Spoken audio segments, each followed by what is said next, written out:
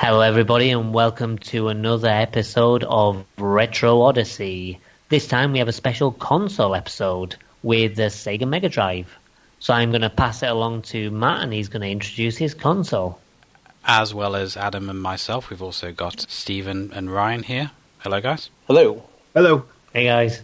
Everyone remembers the battle for dominance between Sega and Nintendo in the late 80s and early 90s, as they each attempted to one-up the other with aggressive marketing campaigns, which often belittled the consoles of the other in an attempt to win over customers. Whilst friendly at first, as Sega and Nintendo were pushing the Master System and Nintendo Entertainment System consoles respectively, things really heated up with the next generation of consoles, the Sega Genesis or Mega Drive in the non-US markets, and the Super Nintendo Entertainment System, leading to many a playground argument over which console was the best. As a result of these campaigns, both consoles exploded in popularity and were both worldwide hits, with Nintendo slightly taking the edge in the US market and Sega doing the same in Europe. Both companies planned their next moves. Whilst Nintendo was happy to rest on its laurels as they developed a new CD-based console with Sony, which ultimately never came to fruition, Sega was so desperate to hold on to the popularity of the Mega Drive that they released two additional systems intended to attach to the original console. The first of these was the Sega CD or Mega CD in Europe, and allowed impressive CD-based games to be played using the power of both the base console and the CD add-on. Whilst never as popular as the original system, the Sega CD sold well enough that Sega decided to release another system a few short years later called the 32X. However, with the next generation of consoles on the horizon, consumers didn't want to spend additional money for a system that would soon be replaced, and the 32X was a flop, with only a relatively small number of games ever released for it. The console was jokingly referred to as Frankenstein's monster when both the Sega CD and 32X were attached, as it created a bulky monstrosity that looked ridiculous and somewhat desperate. But all of that is in the distant future, as today's episode is all about the Sega Mega Drive. Having upgraded from the Master System and possibly swayed by the aggressive Sega Does What Nintendon't marketing campaign, my parents shelled out for Sega's incredible 16-bit powerhouse, and it ended up being my favourite console of all time, with a fantastic array of exclusive and fun games, as well as cross-platform titles that people still argue over which console has the best version of to this day. I've picked 4 games this month, which are games that I grew up with. They're not necessarily the best games on the console, but they're the games that I have a lot of memories of growing up. So, without further ado, we will go into the first game.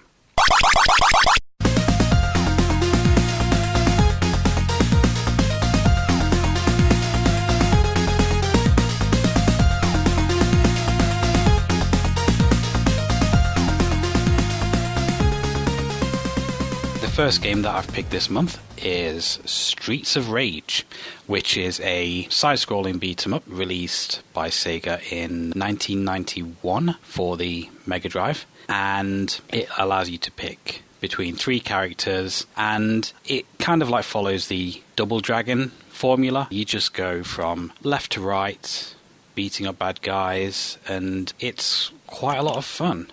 Me and Adam actually played this online on the Steam version, and we got almost to the end. We got to the very last stage. We didn't complete it, but we were very close. But it was a lot of fun. What do you guys think of the game? Well, before you go into it, you mentioned it followed the Double Dragon formula. Was Double Dragon actually the first side-scrolling beat-em-up? I'm trying to think of what was the first game to do it. I think it was like the first one that everybody remembers. There were earlier ones on the computers, I believe. It might have been the first major console one. Yeah, true. But as for Streets of Rage, I think, it's a classic game. I think it's kind of outdone by its older brother, Streets of Rage 2, but I think there's a lot there which does the genre justice and really kind of set the foundations for what the series was to come. I rather enjoyed it. For what I played, I didn't beat it. I mean, I have a couple qualms with it, but as far as what's good, it looked really good. I was satisfied there. How far did you actually get? I think I got a bit ways into the 3rd stage, and the reason I didn't get much farther than that is, that second boss is just murderous. Yeah, I think that's the one I ran into a wall with as well. Which one is the second boss? Is that the wrestling guy? It's the dude with like the big panther claws and the Wolverine fella. Yeah, he just takes so much health away when you get hit. He does. And in multiplayer, you actually fight two of them. Yes. As me and Matthew found out. And I was thinking maybe getting the second person in there would be easier. Well, the kind of trick that I found with the bosses was basically just to save up your special and then just go to town. Because I found that between me and Matt, we had two to start with. And then every time we died, that's like another two. So we just kind of kept on spamming those till the boss was pretty much dead. As soon as we were about to die, we made sure that we popped the special as well. Yeah. I don't know if the specials change from character to character, but I like that. Oh, they do? So, yeah, I like that the chick, her special is the police roll up and shoot a bazooka. Well, it's more or less the same. I mean, one of them, as you say, with Blaze, it's a bazooka. And then I think with... Axel has a minigun. That was the Adam that had the minigun. Because I'm sure my character was using the minigun and I was playing as Adam.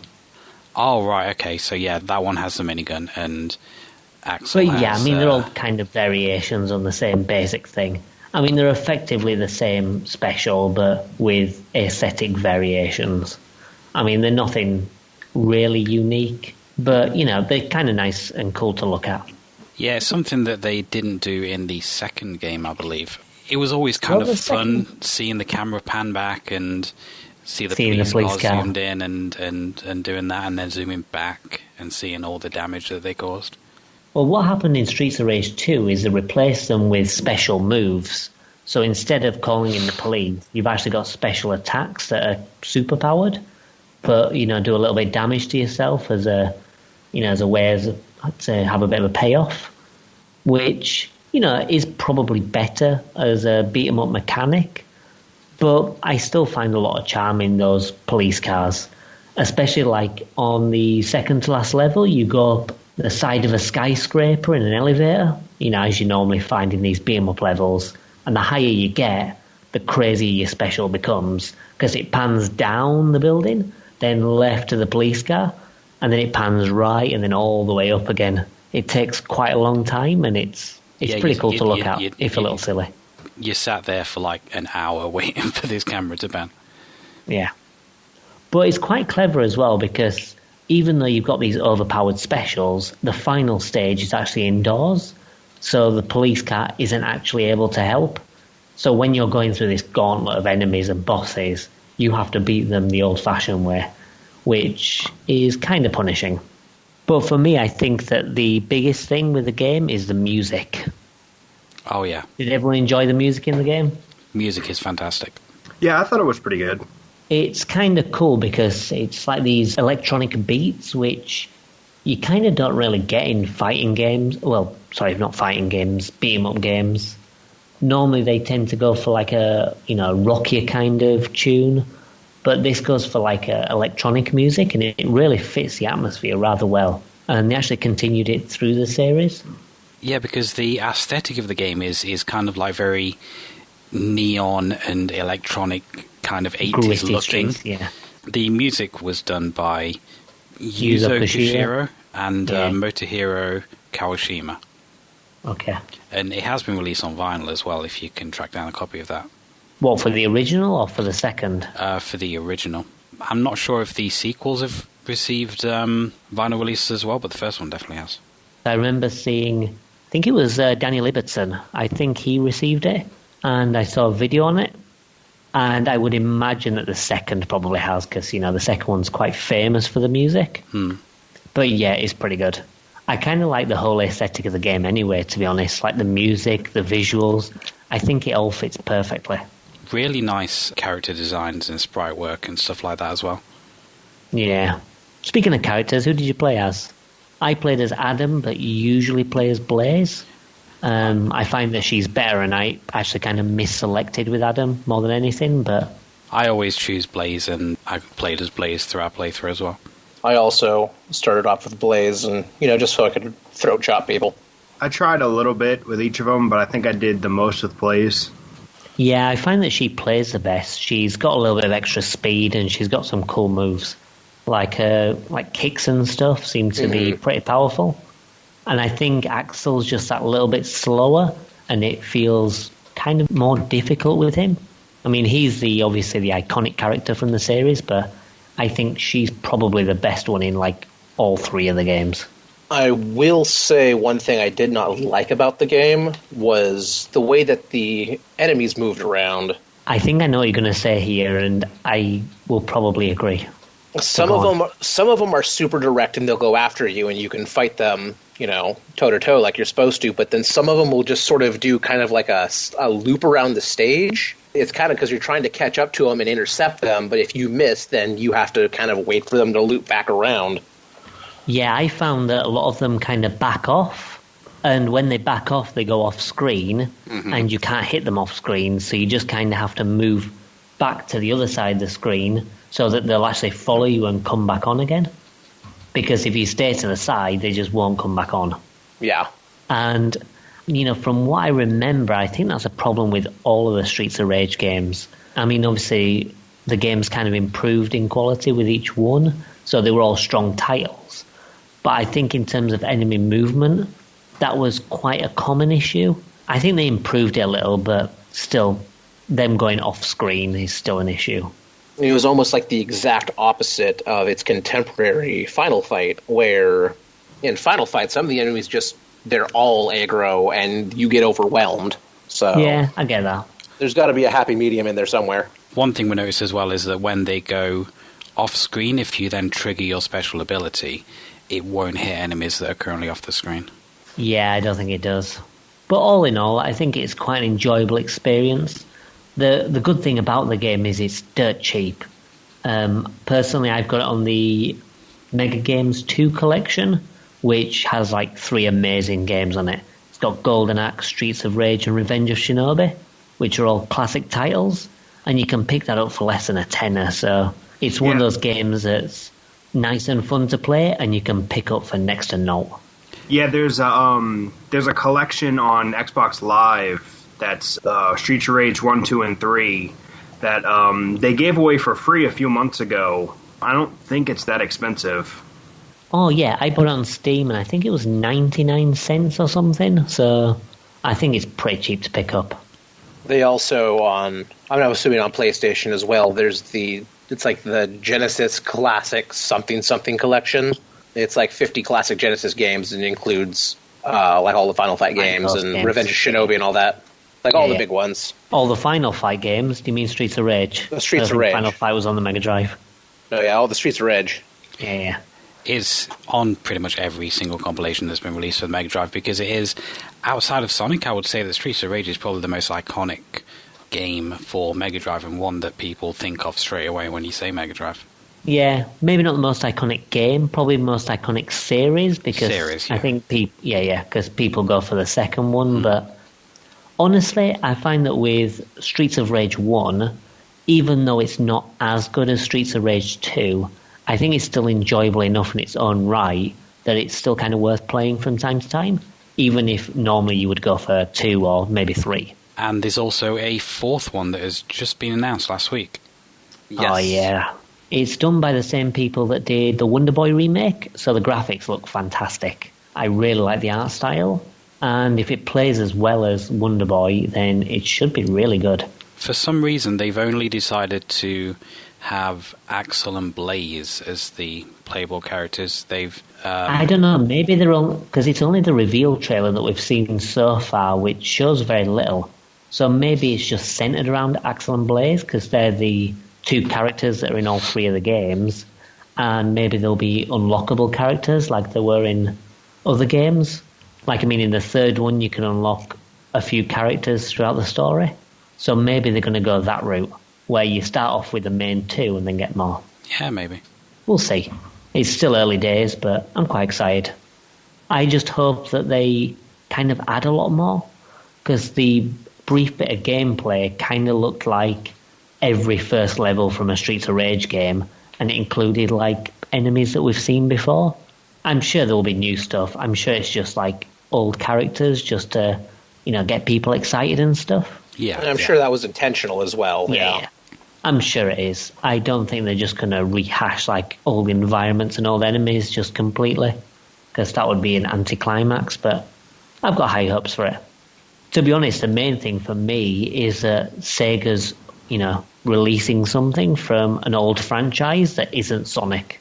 If this goes well and people buy Streets of Rage 4, which I'm sure they will because like the internet's talking about it at the moment, yeah, hopefully they'll revive other classics too, like the Shinobi games and, even things like Burning Rangers and Knights and, like all the other franchises they have. They have tried rebooting Shinobi quite a few times. I Well, have they a did the 3DS game. Yeah. Yeah, they did do that, and I don't think it sold very well. Although I played it and it was okay. It wasn't like the best game I've ever played, but it was solid enough. And I believe the PS2 games are quite good, but I've never played them. No, neither have I. But anyway, we're going off topic. Streets of Rage. All in all, I think it's a good game. Do you all agree? Yeah. Yeah, I think it's pretty good. I'll probably add it to my library.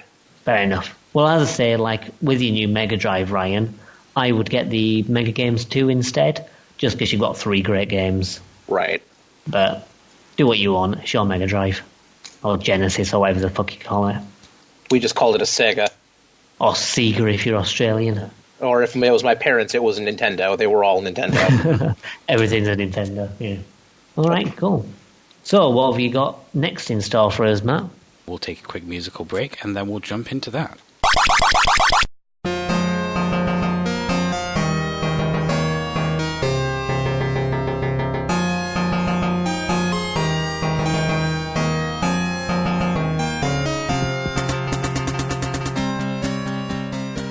The second game this episode is Altered Beast, which is another game that I played quite a hell of a lot when I was a kid. I believe I mentioned in the earlier beat 'em up episode that I really loved Altered Beast as a kid, but really didn't like Golden Axe. And as an adult, that opinion got flipped around, and I really enjoy Golden Axe and really hate Altered Beast.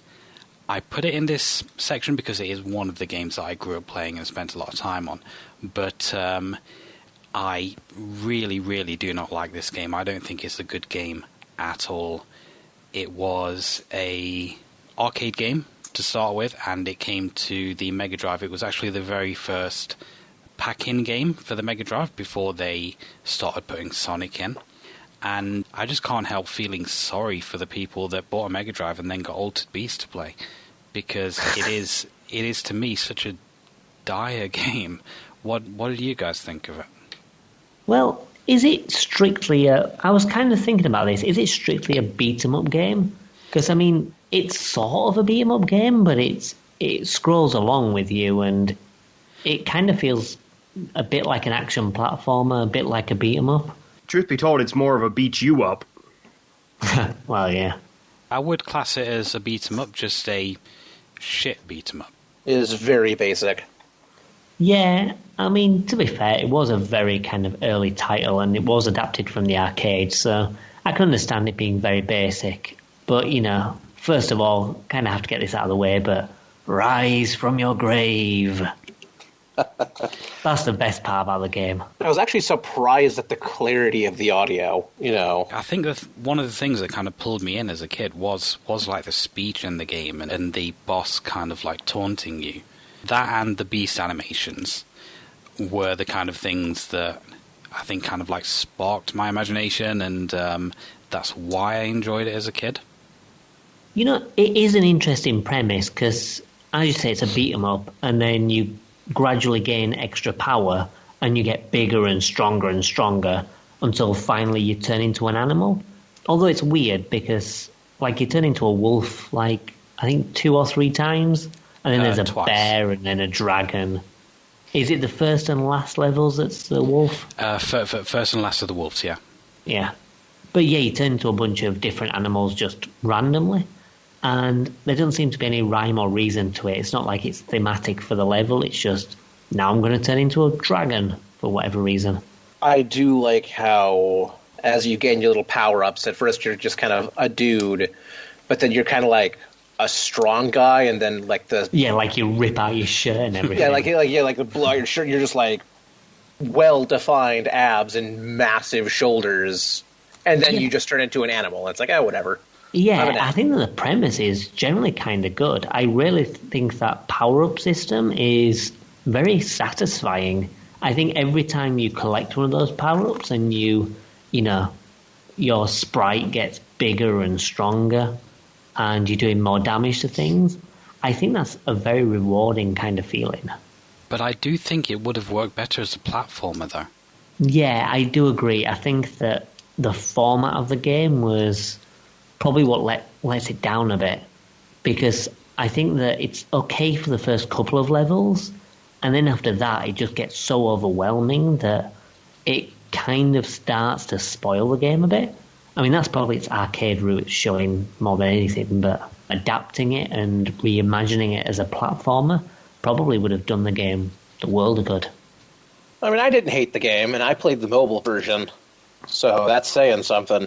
Yeah, I mean, I find it fun to play. I can play it and enjoy it, but if I play it through to the end, I get fed up of it by the halfway point. But if I was just to play through like the first few stages, I'd have a good time. One other thing that should be mentioned is the god-awful music in the game as well. Yeah. I think it's hit and miss. Like, I think the music for the first stage is all right, and then the other stages are hit and miss. Now, one thing I took notice of, and I'm not sure which came first, I'm looking that up right now, but I took note in the second stage, there's like the little bird, like little dragon enemies look an awful lot like one of the beast rides in Golden Axe 2. I believe it's the exact same sprite. Yeah, they're in Golden is. Axe 1 as well. Oh yeah, they are in Golden Axe 1, aren't they? And I'm not entirely sure that that's unintentional. I mean, they're both Sega properties, so I imagine it's, maybe like a callback. Presumably Golden Axe took the sprite and just, adapted those creatures into Golden Axe mythology. I don't know. Maybe the I know games what are you linked. mean. Yeah, well, yeah, maybe. They exist in the same universe. Apparently, it's a cockatrice. The official That's the name. The official name for the creature is a chicken leg. What? That is the official name for in the game. It's called chicken in Altered leg. Beast? And Golden Axe. Really? Yeah, but I thought Cockatrice was the Golden Axe one, and then maybe Altered Beast had a different name.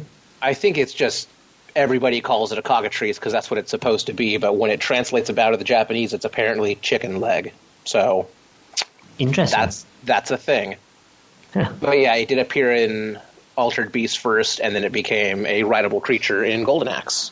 So there you go. Level 2's got those weird slime balls as well. There doesn't seem to be any consistency with the enemy design at all.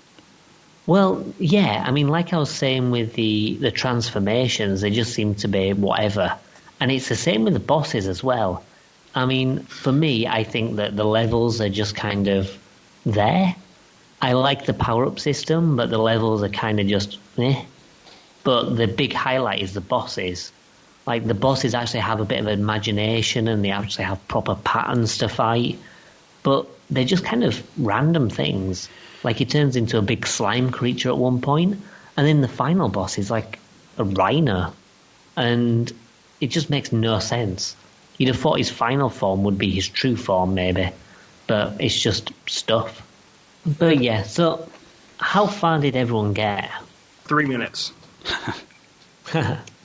I got to stage 3, kept dying to the boss, and I just thought, fuck it.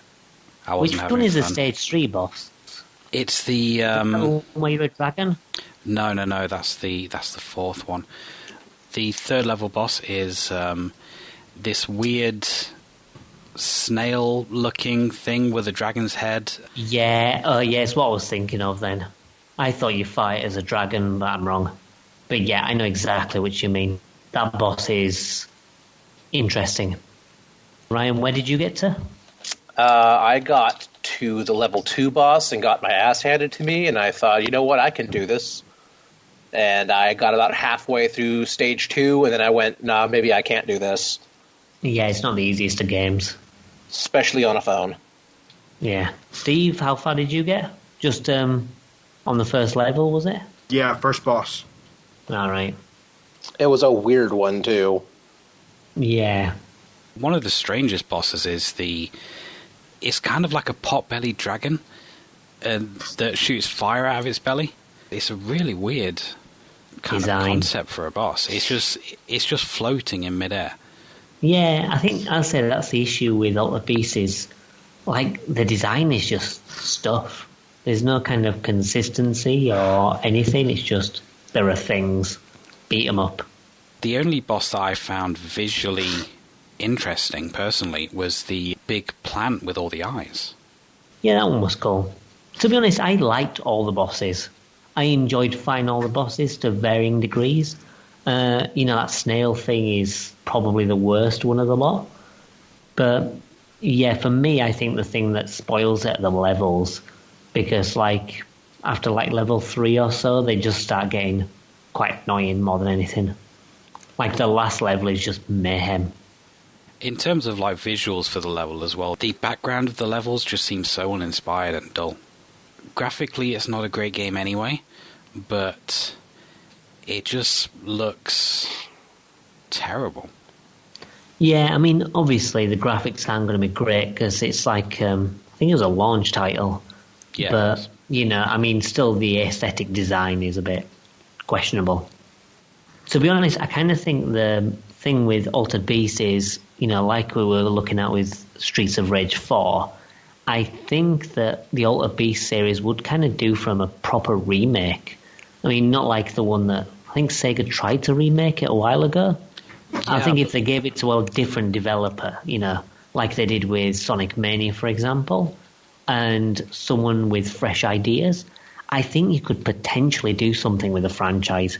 I think it has like a core principle that's decent, but the initial game, Altered Beast, is eh. Yeah, I think sure is a game. I think that idea does have some merit. I think there is something to the power-up mechanic that could be utilized in a different game. It just, like you said, they would have to basically start from the ground up. Yeah, definitely. And like Matt says, maybe make it a platformer or something. I mean, I feel at that point we would just have a platformer version of Bloody Roar, but, that wouldn't be a bad thing. That's true. A version was released for the PlayStation 2, and it is kind of, like, widely derided. Yeah, which is quite surprising, considering, the first isn't a masterpiece. But for me, I didn't hate it. I think it's enjoyable enough in short bursts, but it's never a game that I'm going to jump into and think, I'll play this for a laugh. Yeah, I feel like a proper save system on this, which I know I think Altered Beast is in that massive Genesis collection, and it has like save states. And I feel like if you could just go, I'm going to save my game and I'm going to come back to this in a couple days, you could actually, muscle through the game and enjoy yourself versus getting frustrated by World 2 or 3. I'm not sure you'd exactly be enjoying yourself that much, really, over certain other games that you could play. Right. I already gave my opinion on it. It's not great, but it's not bad. I'd give it a solid 5 out of Beast. I'd give it 6 out of Altered. I'd kick it in the dick and push it downstairs. Likewise.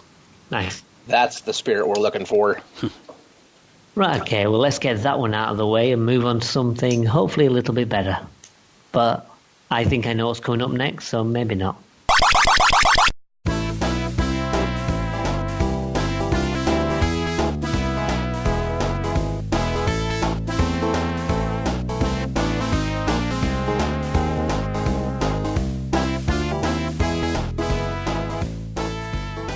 My next pick is Sonic the Hedgehog 2. I had Sonic 1 and 2 on my Mega Drive, and I always found Sonic 1 playable, but really quite difficult to get through. And I found Sonic 2 a little bit easier going, kind of more visually appealing. I found the music was a bit better as well. So this was the one I actually played most on my Mega Drive in terms of Sonic games. You can play 2-player with 1 player as Sonic, 1 player as Tails. And it doesn't really work, the 2-player, but it is there if you want to kind of like do co-op in that. There's also a versus mode which has split screen. It's a bit more fun than the co-op mode, but it does slow down the game quite a lot. But it is a Sonic game. It is one of the most popular Sonic games. And what did you guys think of it? Sonic 2 was actually the first Sonic game I ever played. I actually didn't play the first one until a few years after this. So, I mean, it's kind of got that bit of nostalgia for me, but, you know, I recognize that some of the ones that came later were a lot better. I played this when I was a kid with my one friend who had a Sega Genesis. I do recall us always getting frustrated in the chemical plant, because that is not fun in co-op at all. It's a terrible, terrible stage in co-op. But we spent a lot of time playing the kind of the versus, and if I remember correctly, Tails is slightly slower than Sonic. But it can fly, yeah. Yeah, but like even in the versus, you notice that Tails isn't as fast, and I think in the casino stage, in the versus mode, there's a certain jump that Tails can't make because he's just not fast enough. Over it. Yeah. Yeah, for me, I played Sonic 2 as a child as well. It's one of the games I owned. In fact, my very first experience of Sonic was from a VHS tape. I remember having like a Mega Drive VHS tape which showed off like a bunch of games on the system. And the first time I ever saw Sonic was some video footage of the Hilltop Zone. So that was my very first experience of Sonic, and I thought, that actually looks really fun and really beautiful. And then I ended up getting, I'm not sure, I think I got Sonic 1 on the Mega Drive, and I got the Game Gear games at some point as well. Can't remember what order I got them in, but yeah, either way, I had quite early experiences with Sonic 2. But the good thing is with Sonic 2 as well, which, you know, Matt touched upon briefly, is, you know, you've got different options to play. You can play, you know, as Sonic or Tails if you want to do the co-op. But also it has compatibility with Sonic and Knuckles. So you can actually play through the entire game as Knuckles, which is what I did for the playthrough, which is an interesting experience. I've never actually tried doing that. It was actually my first time doing it. I do have Sonic and Knuckles, so I should definitely try that at some point. I wouldn't rush to do it. Oh. The game's clearly not designed for Knuckles, so it's one of those oddities more than anything. Sonic 3 was designed for Knuckles. Well, yeah. But Sonic 2 clearly wasn't. Even just things like bugging and glitching and stuff. But, you know, in fair play to it, you know, it wasn't ever designed for that. So it was just like an extra bonus thrown in. It honestly seems like it was more of a... the Sonic and Knuckles cart almost seems like it was more of a ROM hack for Sonic 2. Well, yeah, true. So what does everyone think of Sonic 2 then? We all kind of have nostalgia for it, but as a game, do you like it? Playing through it again recently, I found it really enjoyable up until about the Casino Night Zone. I think the Casino Night Zone is... Oh, come on. ...is the best stage in the game. Okay. And it kind of goes downhill from there. I mean, the last couple stages are just awful. The Sky Fortress stage, I believe it's called, is just... Wing Fortress. Wing Fortress. It is just... bullshit. Yeah, it's an absolute mess. And the one before that, the oil... the Oil Ocean? Oil Ocean, yeah, that is just terrible as well. Oh, actually, the one before that is Metropolis. And then Oil Ocean is before that one. I hate Metropolis because there's a lot of enemies that kind of reside in the walls. Like there's the little star things that shoot their spikes, and those are they horrible. blend in with the walls. And they appear in positions that they can hit you, like you'll jump up a thing and there's a big crab that punches you in the face. Yeah. Or the things that look like Scyther from Pokemon, where they throw a thing at you and it curves in such a way that it's bound to hit you. I'd rather enjoy Oil Ocean, especially after, you muscle through Metropolis. I don't know, I just like it. It's an interesting stage. The music is nice. And visually it's neat as well. Plus there's like the oil slides. Well, for me, I kind of think Sonic 2 did a lot for the series. I'm not going to deny that. With the introduction of Tails and then the spin dash and the overhaul of the aesthetics, I think, that is definitely a good thing for the series, and it really kind of set the template going forward. However, replaying it and replaying it and replaying it, I find I like the game less and less each time. As Matt said, the Casino Night Zone is sort of the turnaround point. But even then, I'd kind of argue that, Casino Night's okay. But then you've got the Aquatic Ruin Ocean, I think it's just Aquatic Ruin, which I don't like at all. I find that level really annoying. Well, no, because you can stay above water until you miss a jump, and then it's an underwater level, and it's a bad one. But it's still not a fun level, even if you're above the water, because you've got like these areas, and you've got those enemies bursting out of walls and hitting you. Then you've got the mosquitoes. You've got lots of obnoxious, spike things firing at you from the walls, and I don't find it an enjoyable level. And as you say, it's quite difficult to stay above the water, and when you go below it, it becomes like 10 times worse. Now, I will say that the Robotnik fight for that stage is my favorite one. I'm not sure it's my favourite one, but it is pretty cool. Other than that, the stage can eat a dick. Yeah. For me, I think Emerald Hill's fine. Really, Emerald Hill is just a shiny version of Green Hill. Not Casino, Chemical Plant, I think is the best stage in the game. And then after that, things get a bit wonky. You've got Casino Night, which is decent, and the rest, range from okay to terrible. I like the aesthetic and Mystic Cave in the mines, but there's a lot of really annoying stuff in there. There's a lot of traps. And then Oil Ocean and Metropolis, terrible. One thing that is consistent, though, is the music throughout the game is almost universally excellent. The only track that I didn't like was the Hilltop one, but apart from that, I thought the music was fantastic. Yeah, I thought it was all pretty good. I'll agree with that. I like the Hilltop music, but, I will admit that, all the music is pretty good, even on the levels I dislike. Yeah, the final level music is actually kind of creepy and unsettling. Well, for the Death Egg? Yes. The Death Egg level is kind of interesting as well. I was lucky enough to play on the Sega Saturn, which has difficulty modes. Playing on the normal difficulty is actually a little bit fairer, so it gets rid of some of the obnoxious stuff. Most of the level design's the same, but you've probably encountered the inescapable pit in Mystic Cave in Act 2, where you fall down and it's impossible to get back up. Yep. Yeah, so even if you're supersonic, it's just too deep. It gets rid of that and basically adds like a barrier there so you can actually jump back up. And then on Death Egg, it gives you like a few rings, because that final boss is stupid.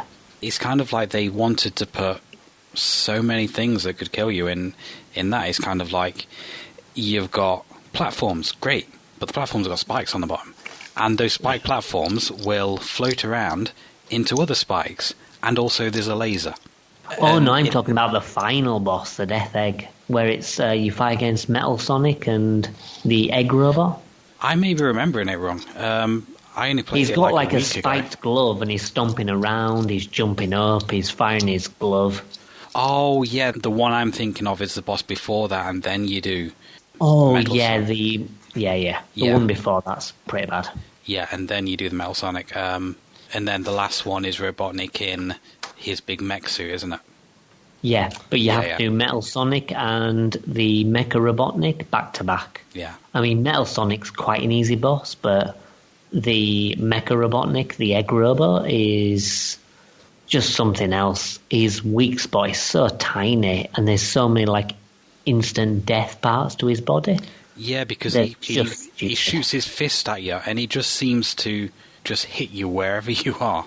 Yeah, it's not one of the best bosses in the game, and I kind of think it's like a bit of a ridiculous difficulty spike that comes out of nowhere. Because even though, like, Oil Ocean and Metropolis are, difficult levels, it still feels like that boss is just way harder than, like, any of the bosses before. Yeah. If it wasn't for save states, I never would have got through that. Yeah. Just save scummed it? Yeah. Well, yeah. But I kind of feel like that defeats the purpose. I mean, if you need to save scum it, then it kind of points out that there's something wrong with the game. I mean, like, people really, really like Sonic 2, but I like maybe 2-3 levels in it, and the rest of them I don't care for. The music is good, but I really dislike Sonic 2. It's not a terrible game, but it annoys me when I play it. I think, truth be told, Sonic 2's biggest problem is that Sonic 3 exists. Yeah. And that's it. I was going to say something, but honestly, you sort of nailed it. Because everything that Sonic 2 did, Sonic 3 took it and did it better. Yeah.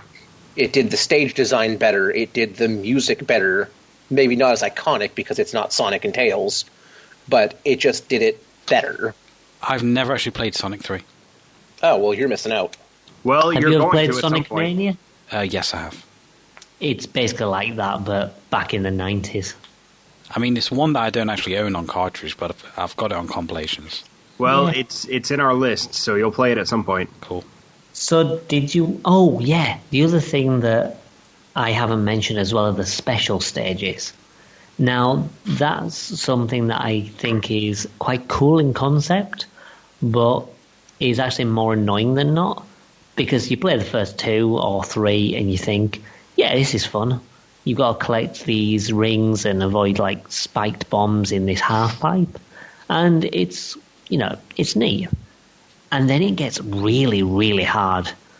Like, unless you've memorized it completely, you haven't got a chance. If you're going on reaction alone, you've got no chance in doing it. I couldn't get past the third one. The first 2 I managed to do, but the third one, just no, I couldn't do it. The best I ever did in the bonus stage was actually in co-op. It's the one time when co-op actually makes it easier. Well, yeah, because in single player, if you've got Tails along with you, then you've kind of got to, time it just right, because there's a bit of a delay with Tails following you, and he also holds rings. Yep. So you can lose things because of the AI being shit. And then also because you can get more rings when you're playing 2-player, and you can finish up those stages faster, because there's a couple times where there's rings on either side, but you have to pick pick a path. And when co-op, you can just split and you pick up the rings. You get all of them. So it's better. It's one of the times that game is genuinely better with co-op. Yeah. I mean, I'll say it's a neat idea, but I think that they just made it a little bit too difficult, which, I know the special stages from Sonic 1 are quite boring, but at least you can potentially do them based on your own skill. With Sonic 2, I think it's just pure memorization, and for me that spoils it a lot, because with the other Sonic games, you can rely on skill, more or less. I really think the special stages for Sonic 2 was them just trying to show off the power of the Genesis and its blast processing. Genesis does what Nintendon't. That's true. Yeah, fail as a company. Zing! On the flip side, I suppose, with the special stages, is that if you actually get all the emeralds, you become so overpowered that you don't even have to try on any of the stages. So, I kind of see the flip side as well, but yeah, usually I just avoid doing the special stages at all, because I don't think it's worth it, even if I can save scum.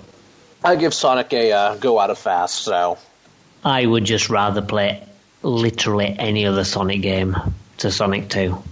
I mean, even Sonic 06 and Sonic Boom, I would probably opt over Sonic 2. Since my new Genesis I just got came with a Sonic and Knuckles cartridge, I will be acquiring Sonic 2 and 3 just because I feel I'm obligated to now. Yeah. One thing that I'd say about Sonic 3 is play through it first without Sonic and Knuckles, because like the final boss in Sonic 3 isn't in Sonic 3 and Knuckles.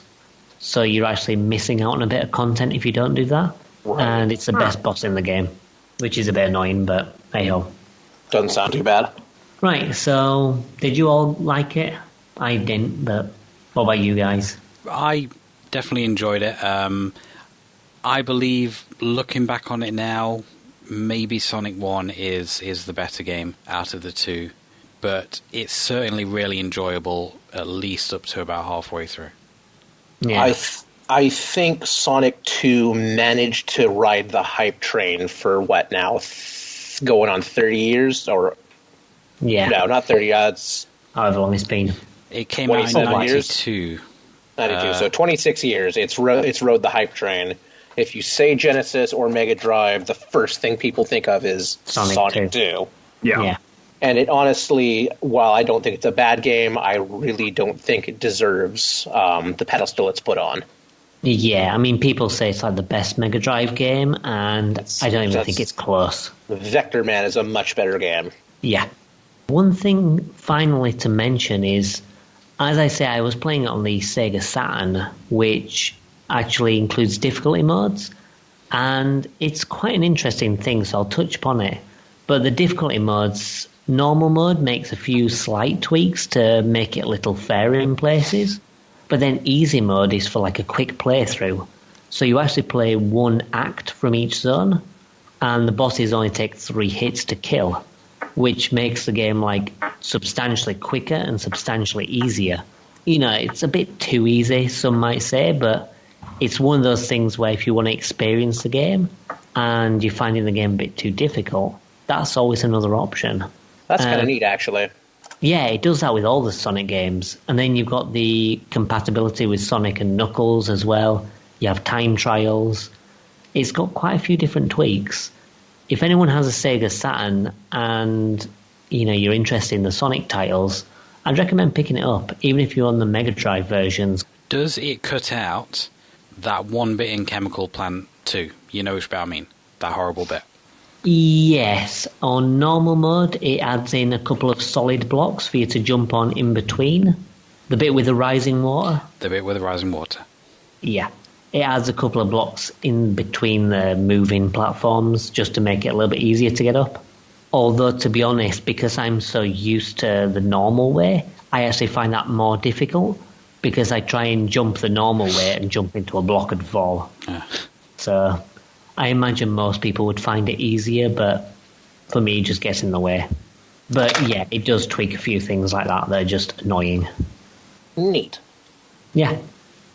Okay, so Adam did mention just a little while ago that Sonic 2 isn't exactly the best Genesis game. Let me tell you what is.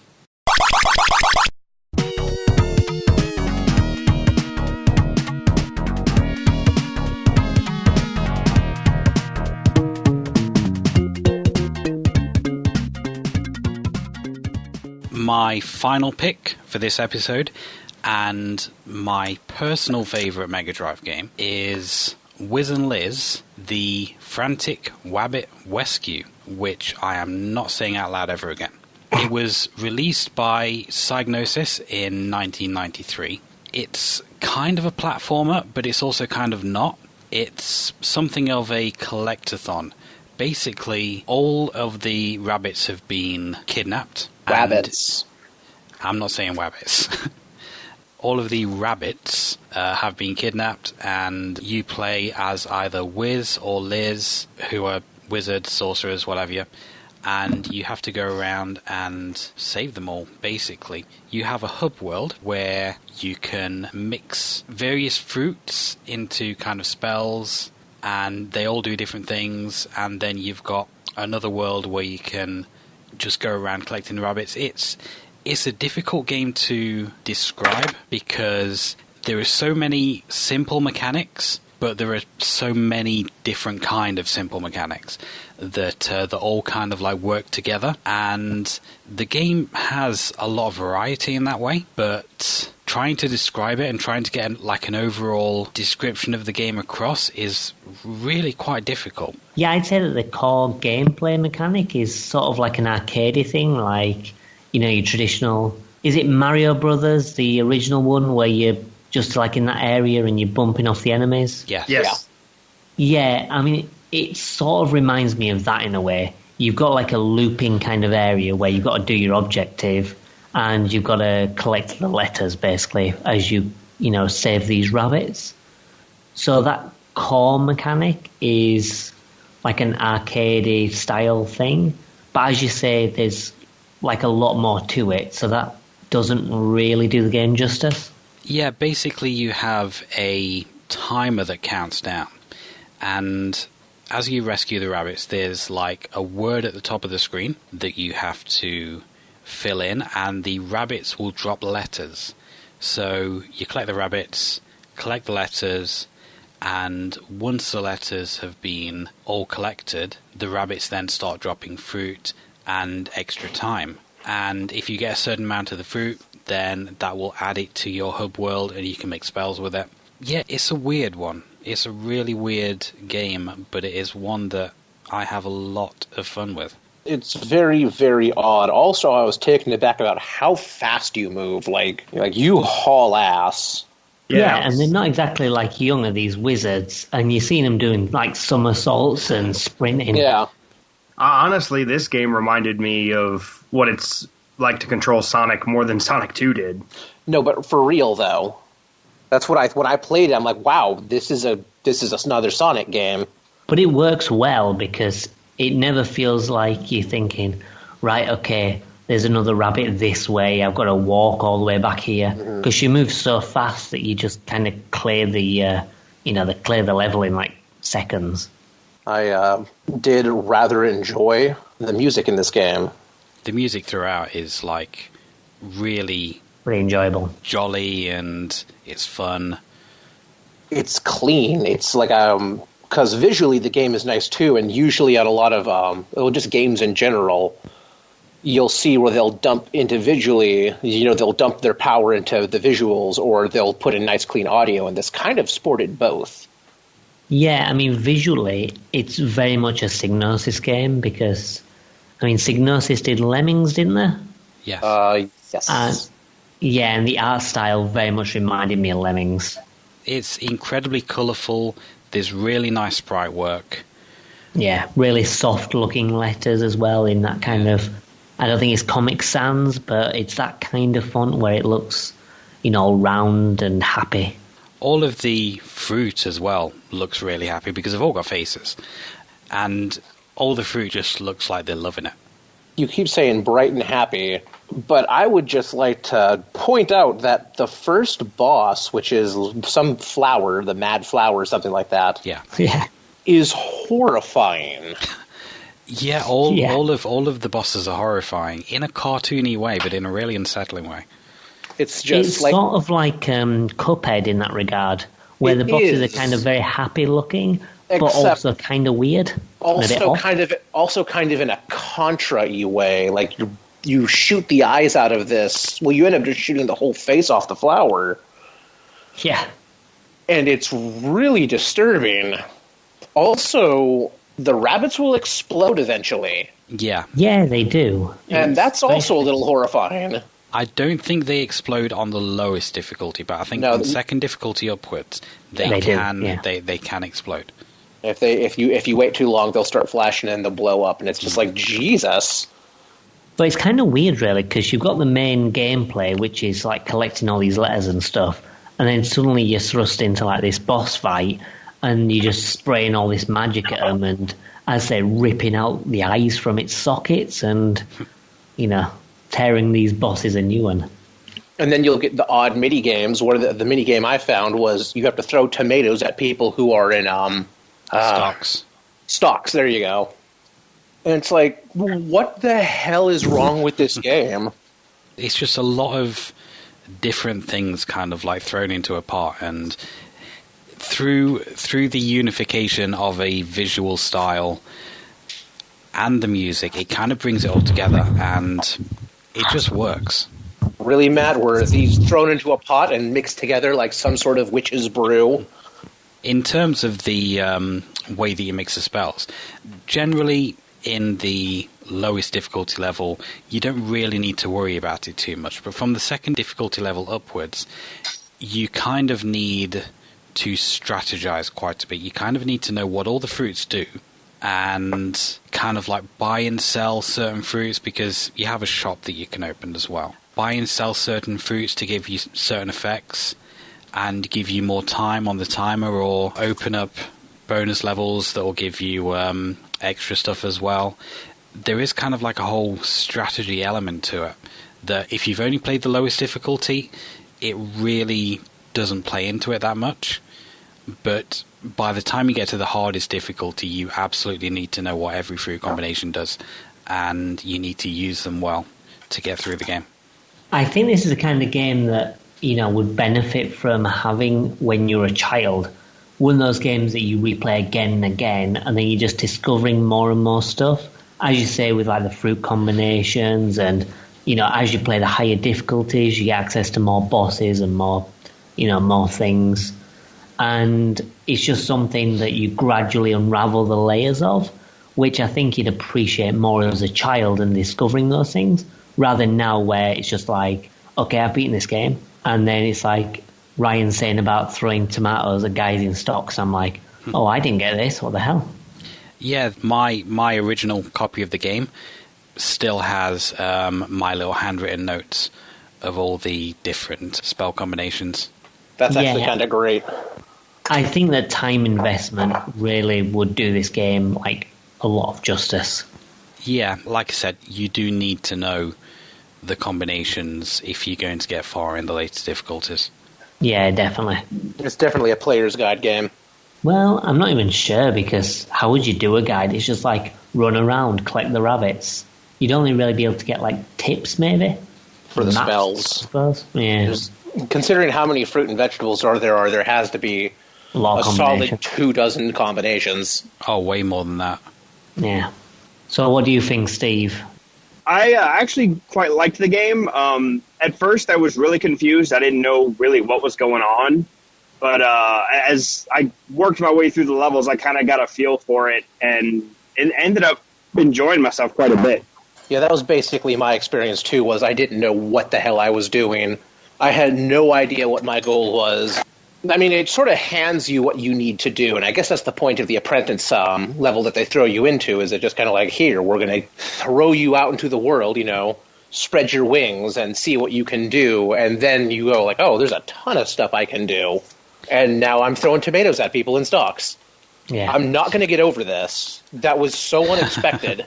It's one of those games that's simple on the surface, but has a surprising amount of depth. Yeah, I think that's absolutely an accurate description. But it is one that you can just jump in and do a few levels and dip out and have fun doing it. Because there is just this joyous kind of like feel to it. I mean, even the box art, if you're listening at home, Google the box art. The box art is just wonderful. It's got these elderly wizard, I think they're brother and sister actually, and the wizard is just got like an armful of rabbits and he's running around. The witch is kind of like looking up at the moon with a worried look on her face. And it's just really, really nice box art. It's whimsical. Yeah. And then you throw tomatoes at people in stocks and rip a flower's eyes out, and you're like, oh my god. But hey, it was the 90s. Did the game ever get like a re-release or anything on like any virtual consoles or anything? Or is it literally just a Mega Drive? It is Mega Drive and Amiga, and it never got released anywhere else. I thought I saw that it got a DOS release as well. Not according to the Wikipedia page. It just says Amiga and Mega Drive.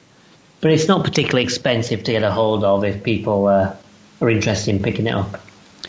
About £16 box on eBay if you're in the UK. That's not terrible, and that's about $24 maybe. Yeah, that's not too bad. I kind of say it's probably worthwhile, especially if you're gonna, put the time investment into it to discover everything it has to offer. I'm going to get it. This is definitely going to be added to my library once I start building it. Good idea. Yeah, I think this would definitely be worth picking up. I don't know if I'd spend a whole lot more than $25 on it, but... Yeah, I think the current price is probably just about right, but if it climbed higher, it'd be probably a bit tougher to recommend. But like I said, it is probably my favourite game on the system, which is why I left it till last. And I just get so much fun out of playing this game. Yeah, and that's fair enough. I had a blast. Right. Cool. So we'll take a final break then, and we'll have a look at the challenges that we did and discuss which one was our favourite. For all of the games in this episode, I set challenges to see if people could complete them for each game.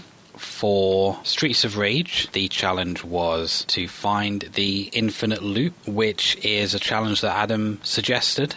And we didn't get quite far enough into Streets of Rage to actually discover that. I mean, Adam knows where it is, I don't. You know the solution anyway, don't you? Yes. What about you two, Ryan, Steve? Are you aware of how to continue a loop in the game past the finale? I didn't get nearly far enough. I don't even know how. All right, well, do you want to explain it, Matt, or shall I? You explain it, because I still don't know the exact specifics of it. Yeah. Well, basically, you get to the final boss after, taking down loads of his minions and refighting all the bosses. And the boss basically says, do you want to join my gang, or do you want to fight me? And if you say you want to join his gang, he inexplicably opens a trapdoor and sends you back to the factory level, which I think is like level 5. And you have to replay like half the game again. That's actually kind of clever. It is, but it drops you back to like the most annoying level in the game. It's got all these like conveyor belts and these machinery slamming down. Well, that's what you get, you hooligan. Yeah, exactly. So it's like, no. Don't go for the bad answer. Give a proper answer next time. But it's a neat little thing, and it's cool that they have it. And the games kind of continue that, where you have an option to basically be the bad guy. But Streets of Rage kind of started it with that option, I guess. The good ending and the bad ending? Yeah, sort of. Just multiple endings, I guess. Okay, so on to Altered Beast. The challenge for Altered Beast was to play it without throwing the cartridge out of the window, which I managed to do because I played it on the PS3 on a compilation. So I couldn't throw the cartridge through the window because I didn't play it on cartridge. Mine was on my phone, and I wasn't going to throw my phone. Yeah, mine was emulated, so, I wasn't going to throw my PC. Yeah, I was playing on the PSP collection, so I actually could have thrown the whole system, but I did not. Okay, so we all succeeded then. Just. A winner is you. For Sonic 2, the challenge was to complete the first level in 25 seconds, which is something that I wasn't able to do. I managed about 45 seconds as my best time. Did you guys manage to do it? No, I think I did about a minute. I don't even know what my time was. I know it wasn't anywhere near 30 seconds. Well, I think I was probably the only one that managed it. I got like 20 seconds. There's sort of a trick to it. Once you get the speed boots, you can bounce off the tops of enemies and just kind of avoid all the platforming if you're kind of moving at the right speed. So you've just got to, I suppose, just go fast. I watched your YouTube clip, and yeah, that's honestly really impressive. Yeah, I mean, it's not actually that hard to do. It's just kind of knowing, where to do it. So once you get that rolling with the speed boots and you can start hitting the tops of the enemies, you kind of just keep holding right and you just keep on bouncing until you reach the finish. You can slam through Donkey Kong Country levels like that too. Yeah. Okay, so just Adam on that one then. The challenge that I set for Wiz and Liz was a little bit harder, and that was to get 50,000 points on the bonus level. Now, to get to the bonus level, you need special letters that occasionally drop from some of the rabbits, which spell the word bonus. and then once you're in the bonus level, saving every rabbit will reward you with 50,000 points. So, did any of you manage to do that one? Okay, no. So I did get a bonus level. I didn't realize I got a bonus level, but I didn't save every rabbit. I didn't even unlock the bonus level. Yeah, same. I didn't even get one.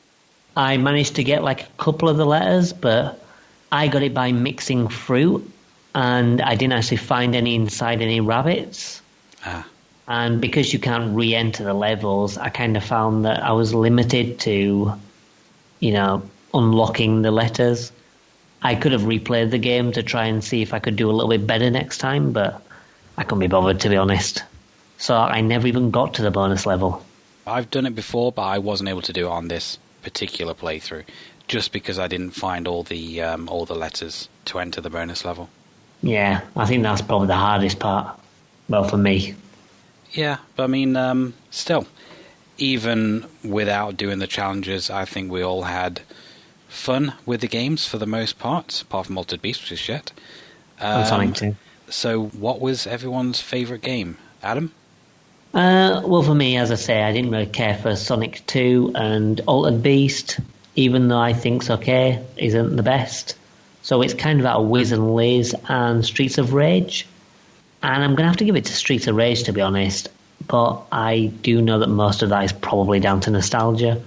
I think Wiz and Liz probably has the most going for it in terms of, with all the different kind of content and all the, kind of things that it does that are different and things that it throws out left field.